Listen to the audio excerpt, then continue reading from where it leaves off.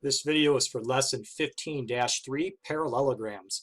Learning goals are to develop and prove properties of parallelograms. A parallelogram is a quadrilateral with both pairs of opposite sides parallel. As an abbreviation, we can use this symbol to represent the word parallelogram. So given parallelogram KATY as shown, which angles are consecutive to angle K? So here's angle K. Angle A and angle Y are consecutive to angle K. Angle T would be called opposite of angle K. Question B, use what you know about parallel lines to complete the theorem. So in a parallelogram, that side and that side are parallel, and that side are parallel.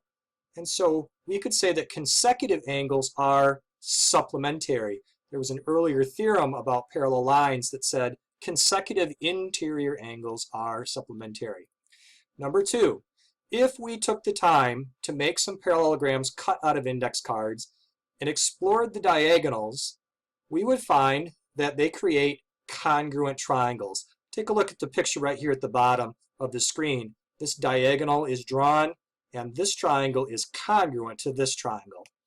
So based on that exploration that we didn't actually do, complete the theorem. Each diagonal of a parallelogram divides that parallelogram into two congruent triangles.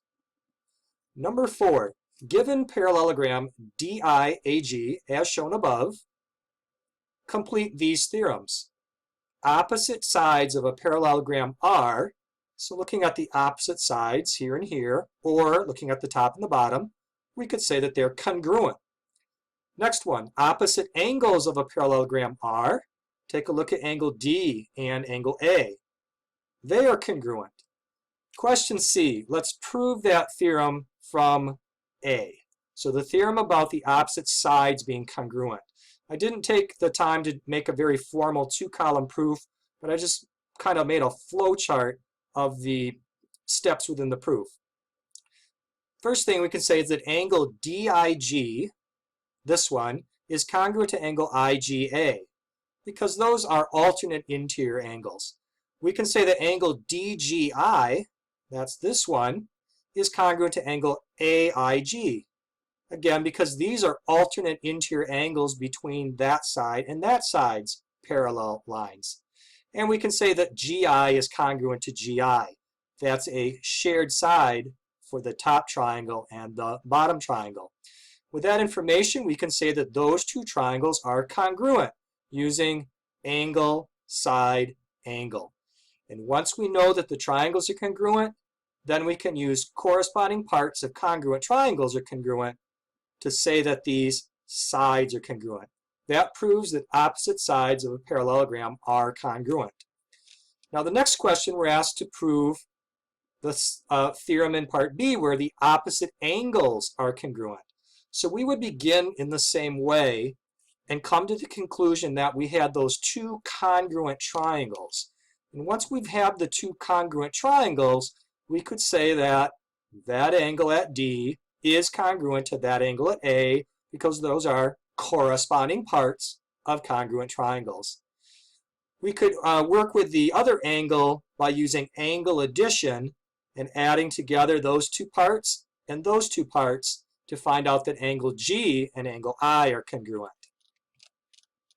Question 5.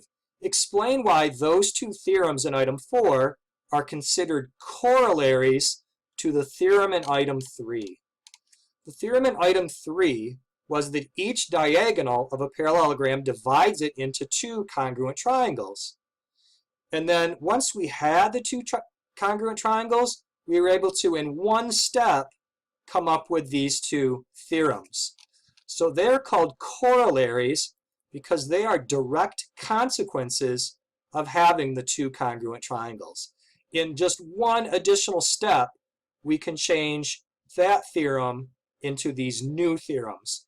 That direct connection means that they're corollaries. Number 6, given parallelogram LUCK, use the figure and those theorems we just proved to find the following. Triangle KCL is congruent to which triangle? C is this one, and in the other triangle that would be the L, and then the other letter is the C. So triangle KCL is congruent to triangle ULC. Question B, solve for x if the measure of angle KCU is 10x minus 15. So that angle is the 10x minus 15. And the measure of angle K, this one right here, is 6x plus 3. So we need to know the relationship between these. These are supplementary. So if you add them together, it will equal 180 degrees.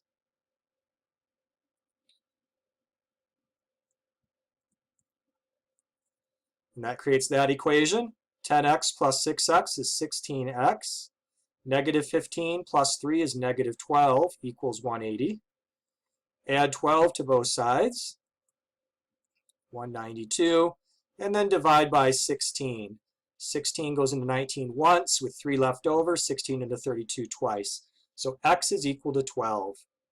Now, question C, solve for x and y if KL, so this side of the parallelogram is 2x plus y, and LU is 7, and UC is 14, and KC is 5y minus 4x.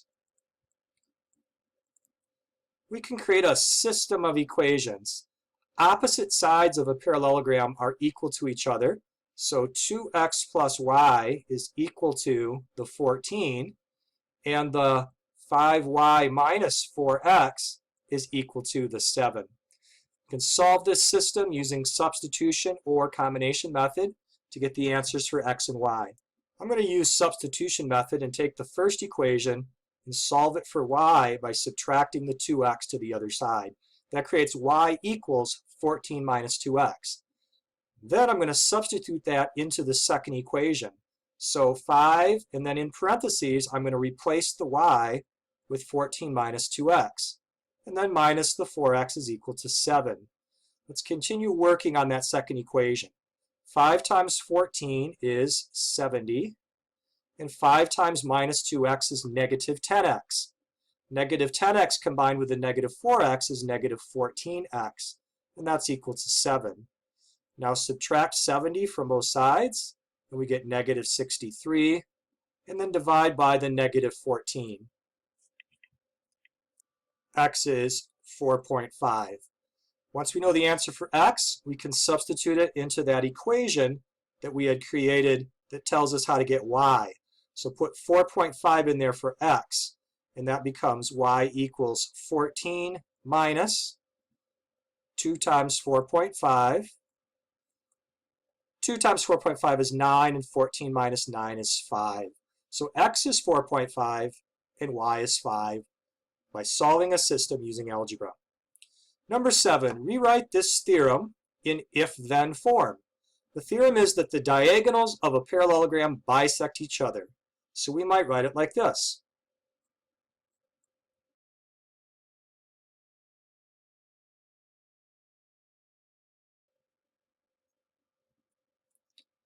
If segments are diagonals of a parallelogram, then they bisect each other. Question B, draw a figure for that theorem including diagonals. And so I have drawn a parallelogram called ABCD and drawn in green the diagonals labeling the point of intersection X. So my given is that parallelogram. And if we want to prove that they bisect each other, we need to show that that is congruent to that, and that that one is congruent to that one. That would show that they bisect each other. So here are the steps written as a 2-column proof. Starting with the given, this is a parallelogram.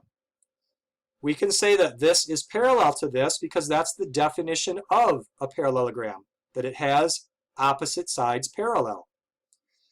Next, we can look at some of the angles inside there and say that they are congruent to each other because alternate interior angles are congruent. We can say that segment AB is congruent to segment CD, the top and the bottom, because opposite sides of a parallelogram are congruent, one of the theorems from earlier today. With that information, this angle, and this side, we can say that we have congruent triangles because of angle, side, angle. And once we have the congruent triangles, we can use the CP-CTC reason that we use so often to say that some segments are congruent to each other. Here are some check your understanding questions, so I'll pause the video. In this video, we developed and proved some properties of parallelograms, such as that opposite sides are parallel, opposite sides are congruent, opposite angles are congruent, consecutive angles are supplementary, and that the diagonals bisect each other.